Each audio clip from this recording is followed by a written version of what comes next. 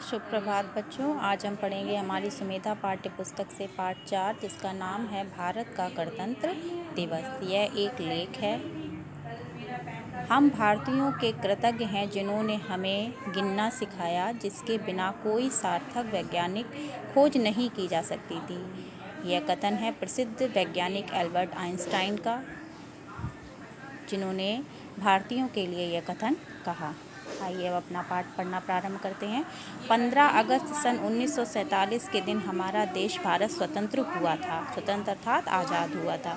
इस दिवस को हम स्वतंत्रता दिवस के रूप में मनाते हैं। उस दिन भारत ने ब्रिटिश पराधीनता अर्थात अंग्रेज़ों की पराधीनता की बेड़ियों को काटकर यानी बंधनों को काटकर स्वतंत्रता प्राप्त की थी, यानी आज़ादी प्राप्त की थी। स्वतंत्र भारत ने अपना संविधान का अर्थ होता है कानून के रूप में बने देश के मौलिक सिद्धांत, जिसको हम कहते हैं हमारा संविधान बनाया, जो 26 जनवरी 1950 को देश में लागू हुआ। यानी हमारा संविधान कब लागू हुआ? 26 जनवरी 1950 को। इस संविधान के अनुसार हमारे देश को 26 जनवरी सन 1950 को पूर्ण प्रभुता संपन्न अर्थात समस्त अधिकारों से युक्त गणराज्य घोषित किया गया। पूर्ण प्रभुता का अर्थात समस्त अधिकार से युक्त गणराज्य घोषित किया गया। राष्ट्रपति ने देश का सर्वोच्च अर्थात सबसे ऊंचा, सर्वोच्च का अर्थ होता है सबसे ऊंचा संवैधानिक पद संभाला।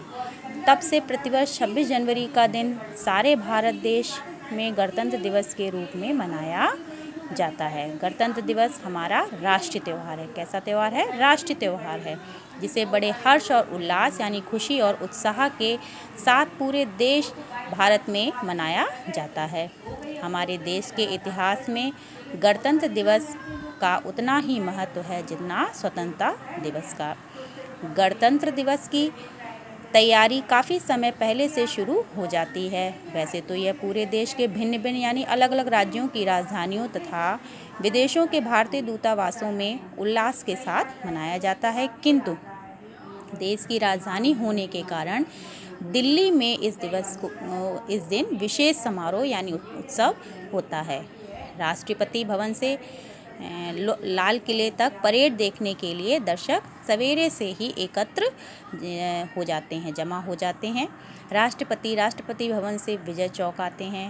राष्ट्रपति कहाँ आते हैं? राष्ट्रपति भवन से विजय चौक आते हैं। यहाँ वे राष्ट्रध्वज फहराते हैं।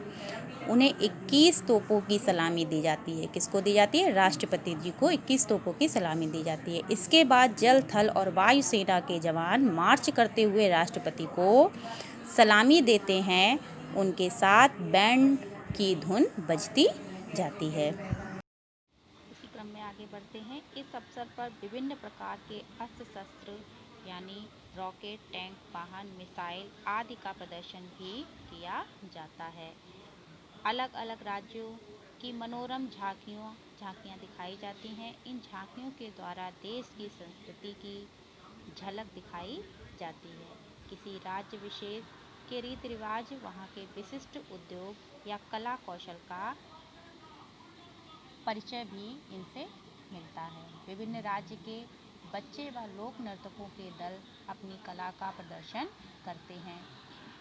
इसके बाद वायुसेना के विमानों का आकाश में प्रदर्शन होता है, जो दर्शकों को मुग्ध कर देता है अर्थात उनका मन मोह लेता है। अंत में विद्यालयों के छात्रों द्वारा रोचक कार्यक्रम प्रस्तुत किया जाता है।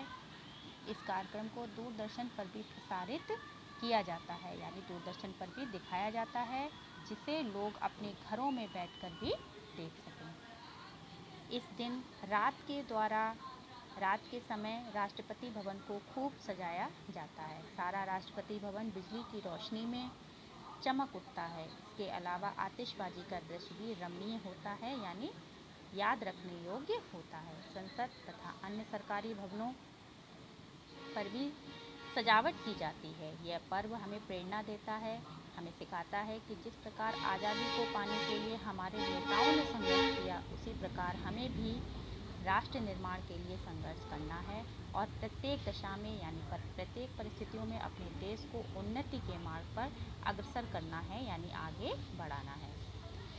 इसी प्रकार प्रकार हमारा पाठ समाप्त होता है।